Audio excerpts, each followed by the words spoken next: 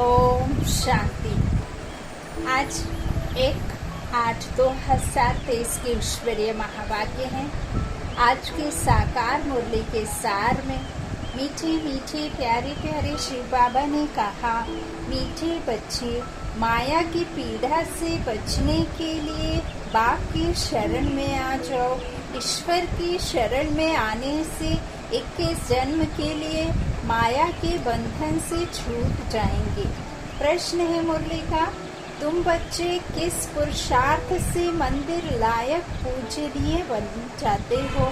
उत्तर में माँ बाबा ने कहा, मंदिर लायक पूजनीय बनने के लिए भूतों से बचने का पुरुषार्थ करो। माया रूपी भूत से, विकारों से, विकारी रूपी रावण से कभी भी किसी भूत की प्रवेशता नहीं होनी चाहिए।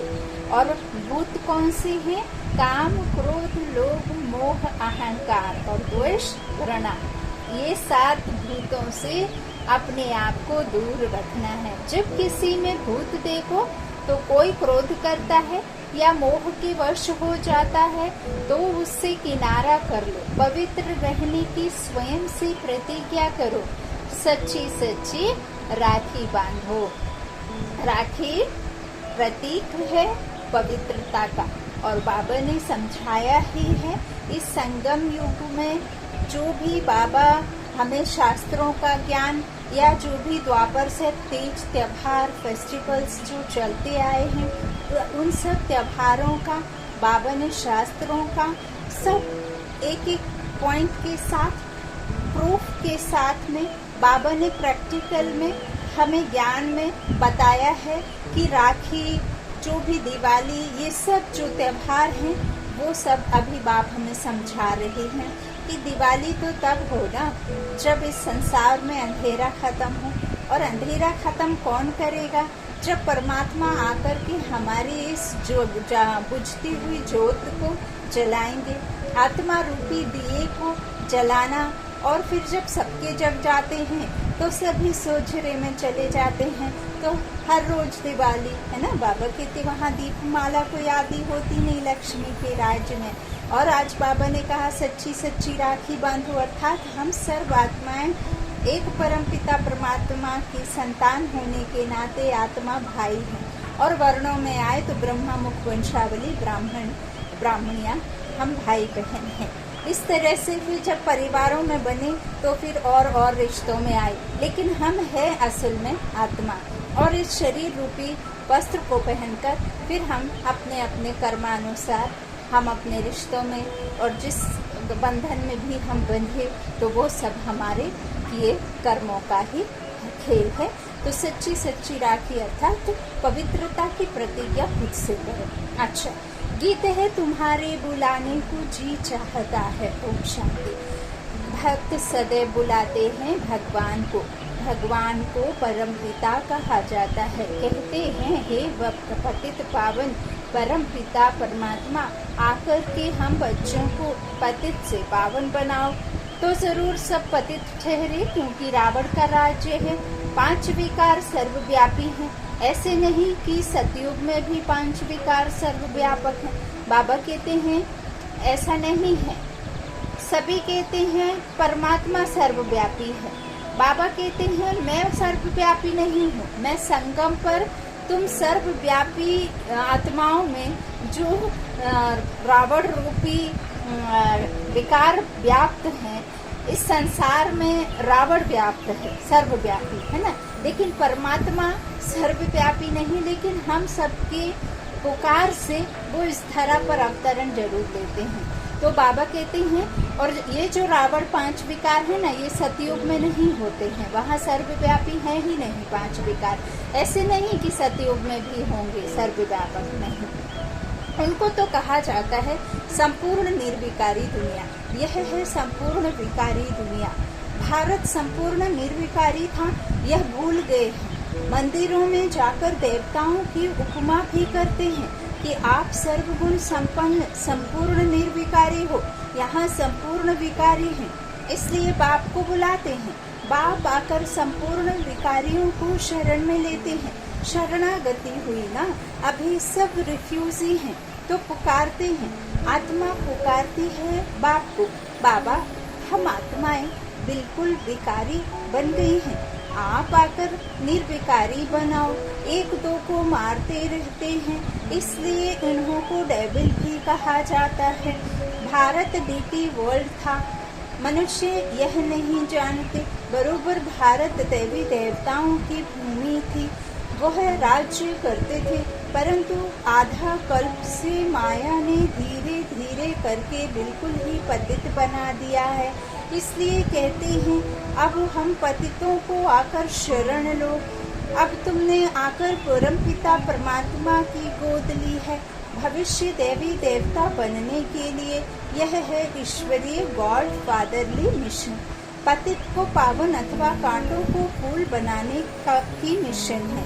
बच्चों का धंधा ही है परमपिता परमात्मा की मत पर कांटों को फूल बनाना, नरकवासियों को स्वर्गवासी बनाना।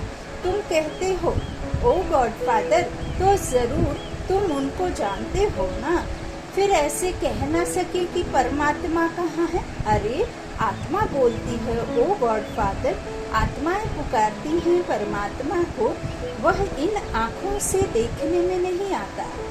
जो स्थूल नेत्र हैं उनसे दिखाई नहीं देते, वो तो देते ही हैं दिव्य दृष्टि से, दिव्य चक्षु से, जो परमात्मा ने हमें आत्मा रूपी ज्ञान आकर के दिया, और उसी आत्मा रूपी ज्ञान से फिर उसी समझ से हम उस परमात्मा को जानते हैं। तो बाबा कहते हैं इस तरह इन आँखों से देखने में नहीं आती, आत्मा भी नहीं देख सकते ना, बाबा कहते हैं, तो परमात्मा भी नहीं देखा जा सकता। यह तो समझ की बात है ना।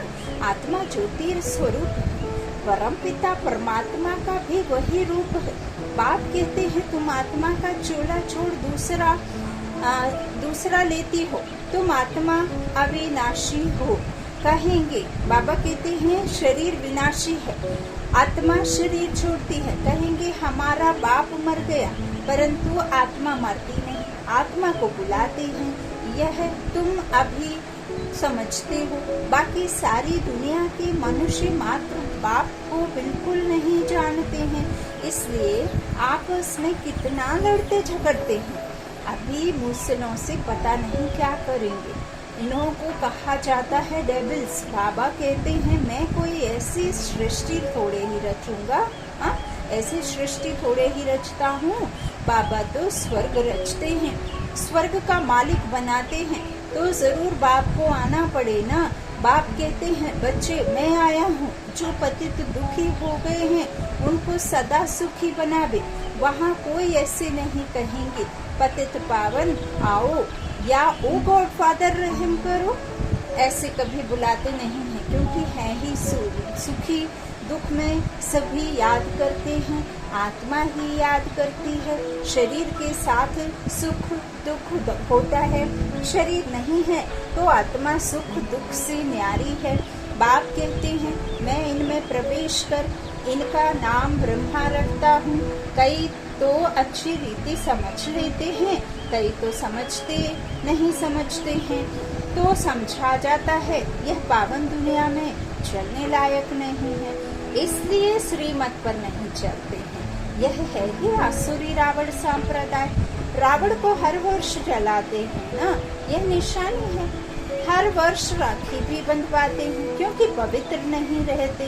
राखी बंधवाते हैं फिर अपवित्र बन पड़ते हैं, इसलिए वर्ष वर्ष राखी बंधवाते हैं। राखी है पवित्रता की निशानी।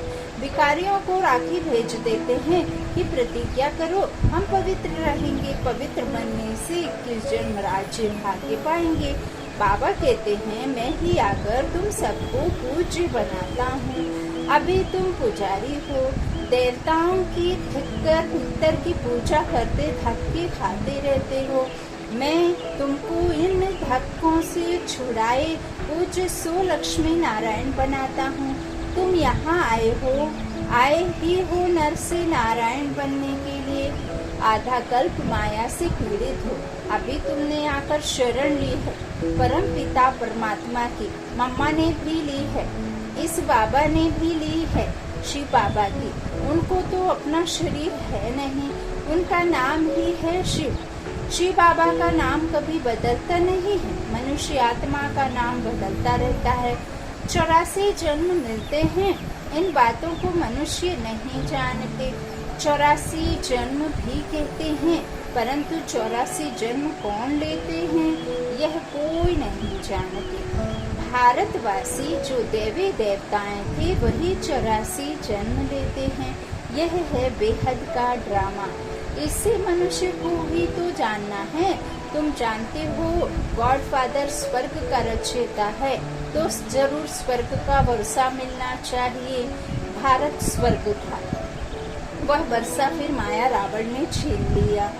अब फिर माया पर जीत पानी है। माया जीते जगत जीत। बाबा कहते रावण ने हार खाई तो डेविल बने। माया से रावण से हार खाई तो क्या बने? डेविल बने। अभी डीटी देवता बनना है। कांटे को कली, कली को फिर फूल बनना है। माया का तूफान आने से कलियां व फूल झड़ जाते हैं। माया का तूफान आने से कलियां व फूल झड़ जाते हैं। जैसे पेड़ पर जो फूल लगे रहते हैं पेड़ फूल के झाड़ में, तो वो हवा या तूफान आता है तो कुछ ज़्यादातर तो झड़ ही जाते हैं। कुछ एक जो मजबूत रहते हैं वो नहीं झड़ते। तो यहाँ भी जो माया रूपी तूफान है वो क्या करता है? क्या करता है? जो नए नए बच्चे हैं, जो बाबा के कलियां फिर फूल बन जाते, फिर पक्के हो जाते हैं ना, फूल बन जाते हैं। तो फूल बनना अर्थात विकारों से दूर हो जाते हैं, है ना। कली बनना मतलब थोड़ा थोड़ा शुरुआत होती है, फिर जब फूल बनना माना बाबा के बच्चे विकारों से दूर हो गए। आत्मा विकारों रूपी रावण से एकदम मुक्त हो गई। तो बाबा कहते हैं कलियां व फूल क्या होते हैं? माया के तूफान आने से झड़ जाते हैं। बाबा पर निश्चय खो जाता है। तो निश्चय खो जाने से वो क्या होते हैं? छोड़ जा देते हैं, झड़ जाते हैं। तो माता पिता का बनकर फिर फारगती दे देते हैं, धोखा दे देते हैं ना। तो यह समझने की बात है ना।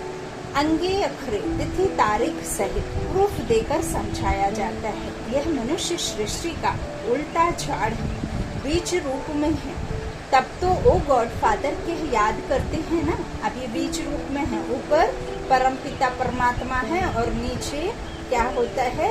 आत्माएं इस शरीर को पहनकर सतयुग में, सतयुगी राज्य में कुछ एक कम होते हैं, क्योंकि पेड़ में सबसे पहले 2 पत्ते निकलते हैं, फिर तना धीरे धीरे बड़ा होता है, उसमें और 2 पत्ते निकलते हैं, और 2 पत्ते, फिर ऐसे ऐसे फिर धीरे धीरे टालियां निकलनी शुरू होती हैं, फिर उसमें और फल फ्रूट और विस्तार को होते होते फिर देखो कितना बड़ा झाड़ होता है। तो यहाँ भी बाबा कहते हैं सबसे पहले 2 पत्ते निकलना अर्थात राधे और कृष्णाना। और वो सतयुग में बाबा कहते हैं कोई नाभि से, ब्रह्मा की नाभि से कोई कृष्ण नहीं निकलता। ब्रह्मा की आत्मा ज्ञान सागर परम पिता परमात्मा के ज्ञान से जो है पवित्र बन रही है, कर्मातीत बन रही, पुरुषार्थी बच्चा है। फिर वही जो ब्रह्मा की आत्मा है कृष्ण बनने की तैयारी कर रही है ज्ञान सागर के ज्ञान के द्वारा। फिर जब ये कर्मातीत हो जाती है तो यही फिर आत्मा कृष्ण का जन्म लेती है। ये एक अलग गांव में और राधे अलग गांव में 4-5 वर्ष की आयु का फर्क होता है। फिर राधे भी जन्मती है। फिर वही राधे कृष्ण उस समय 2 पत्ते से निकलते हैं। फिर और बाबा ने 8 डिनाइस्टी कहीं, 8 राज्य वहाँ चलते हैं, 8 जन्म होते हैं। तो बाबा इस तरह से बताते हैं कि वही स्वयंवर के बाद लक्ष्मी नारायण बनते हैं। जैसे एक छोटा बच्चा है, छोटा बच्चा पढ़ाई लिखाई करके बड़ा होता है, विवाह होता है, तो वही पिता बन जाता है ना। स्वयंवर के बाद बाप भी बनता है। फिर और रिश्तों में भी वो चलता है ना। ऐसे तो नहीं कि बच्चों को ही राज्य भाग्य संभाल करके उसे राजा बना देंगे। पहले वो बच्चा होगा, फिर बाद में वो जो है और रिश्तों में आएगा और उसके रूप रंग बदलेंगे। तो ऐसे ही लक्ष्मी नारायण जो है श्री कृष्ण और राधे स्वयंवर के बाद करते हैं। अच्छा, तो बाबा कहते हैं इस तरह से जो बीज ऊपर में है ना, फिर नीचे और विस्तार को फिर पाता है। सतयुग में कम, फिर त्रेता में थोड़े और, फिर द्वापर में थोड़े और, फिर कलयुग में तो ब्रह्मधाम खाली होके फिर यहाँ से जाना शुरू होता है। अभी तो आते ही जा रहे हैं। तो बाबा बाप बच्चों को समझाते हैं यह मनुष्य सृष्टि का उल्टा झाड़ है, बीज ऊपर में है। तब तो गॉड फादर को याद करते हैं ना। यह नॉलेज बड़ी भारी है समझने की। तुम बच्चे समझते हो सब आत्माओं का जो बाप है उनको ही याद करते हैं। हम ब्रदर्स हैं, सबको बाप से वर्षा मिलना चाहिए, उनको ब्रदरहुड कहा जाता है। तुम हो भाई भाई, वर्षा मिलना है बाप से। बाप सबको सुख शांति का वर्षा देते हैं। बाप आकर टीचर रूप से पढ़ाते हैं, फिर सतगुरु बन साथ ले जाते हैं। सत्य एक ही गॉड फादर को कहा जाता है, उनका यह है सत्संग। सत्य का संग तारे। अभी विनाश होना है, सबको शांति धाम सुख धाम जाना है। कहते हैं नैया मेरी पार लगाओ, हम विषय सागर में डूबे हुए हैं, तो बाप को आना पड़े शांति धाम सुख धाम में ले जाने। आधा कल्प है सुख धाम, आधा कल्प है दुख धाम, आधा कल्प है काली रात, आधा कल्प है उजाली रात। आधा कल्प है कृष्ण पक्ष, आधा कल्प है शुक्ल पक्ष। शुक्ल पक्ष अर्थात सुख के दिन और कृष्ण पक्ष अर्थात दुख के दिन, है ना। तो एक सुख की दुनिया और एक दुख की दुनिया। लेकिन फिर भी जैसे 4 घड़ियां होती हैं 24 घंटे में, सुबह दोपहर शाम रात, ऐसे ही ये 4 युगों में बटा हुआ है। तो थोड़ा सा जो सतयुग में शुरुआत होती है तो बाबा कहते हैं 100 सुख होते, त्रेता में सूक्ष्म रीति कम होते, फिर द्वापर में अधिकता हो जाती, लेकिन कलयुग में फिर अधिक हो जाते हैं, अति हो जाती है। अति से फिर क्या होता है, अंत होता है।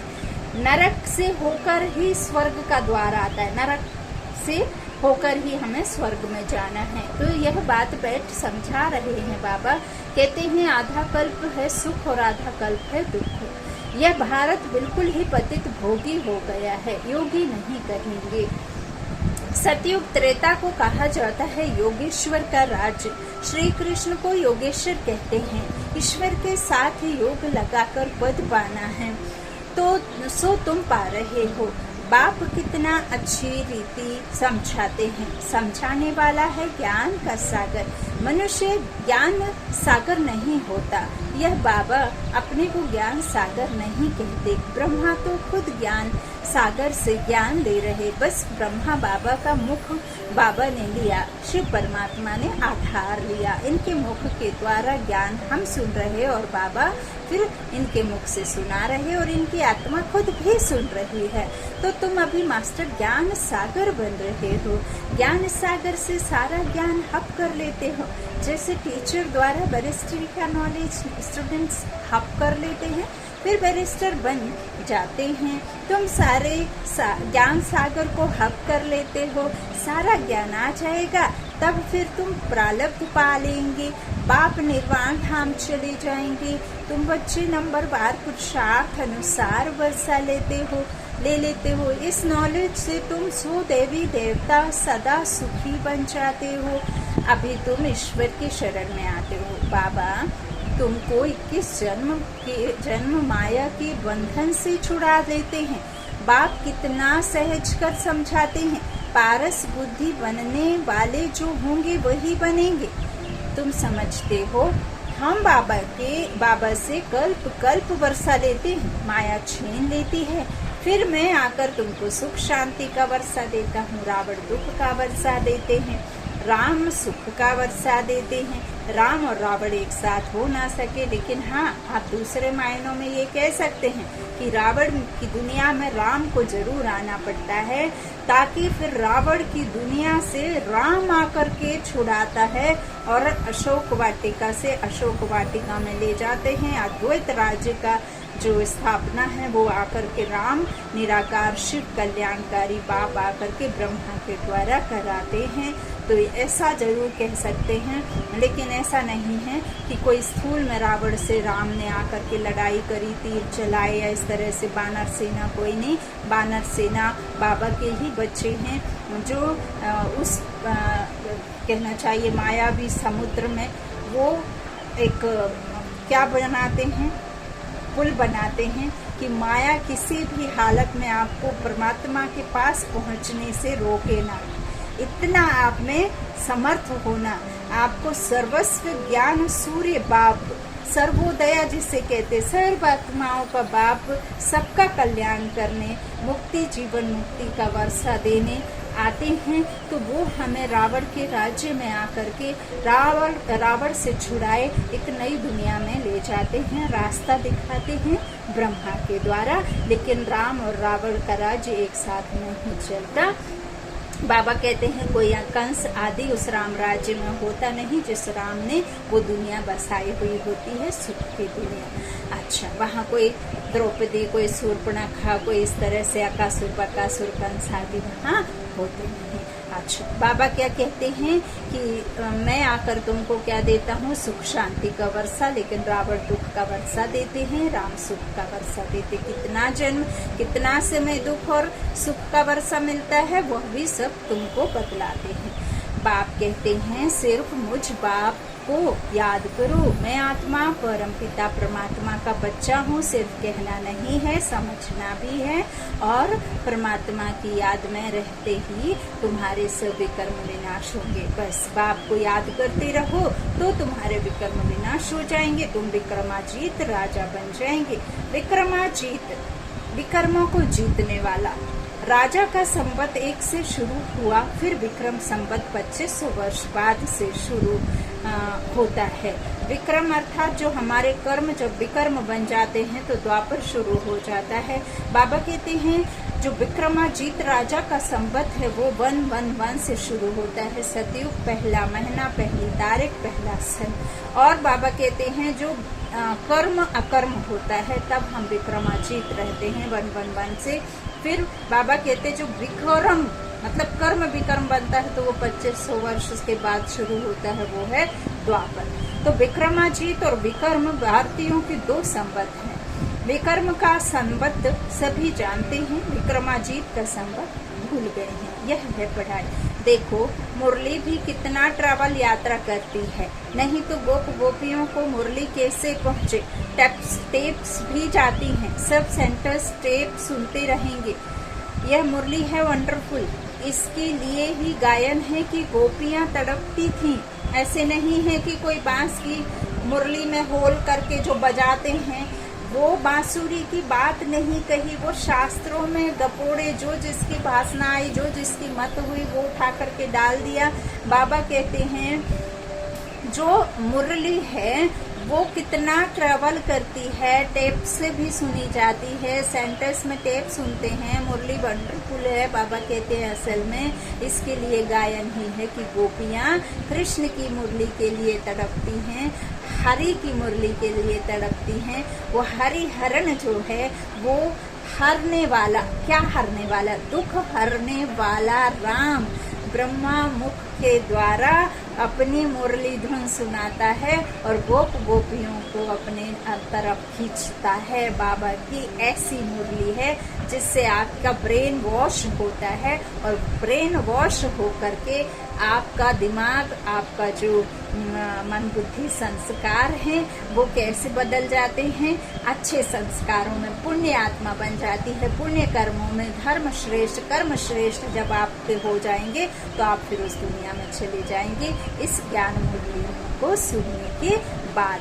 अच्छा, तो बाबा कहते हैं मैं तो आता ही हूँ पतित दुनिया में। सतयुग में देवताओं को अपार सुख है, इतना सुख कोई पा ना सके। हीरे जवाहरों के महल में रहते हैं, यहाँ तो सोना कितना महंगा है, वहाँ तो तुम सोने की ईंटों के महल बनाएंगे, फिर उनमें हीरों की जड़त होती है। बाप बच्चों को क्या से क्या बना देते हैं, सिर्फ पवित्र रहने की प्रतिज्ञा करनी है। क्रोध का भूत नहीं होना चाहिए, समझा जाता है इनमें भूत की प्रवेशता है, इनको किनारे कर दो। बहुत है जिनका अभी तक मोह नष्ट नहीं होता है, जैसे बंदरी का मोह होता है ना, ऐसे बच्चों आदि में मोह अटक जाता है। बंदर में सबसे जास्ती विकार होते हैं।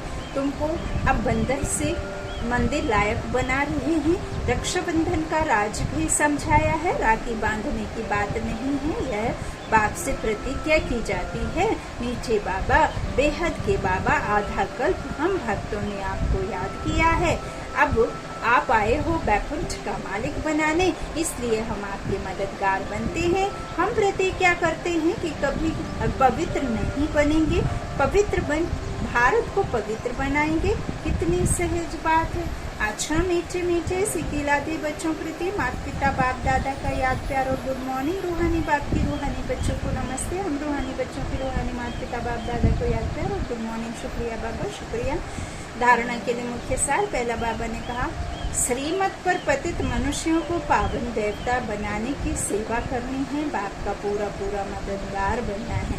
दूसरा, ज्ञान सागर का सारा ज्ञान हप करना है, बाप की याद से विकर्मों को दग्ध कर विकर्मा जीत बनना है।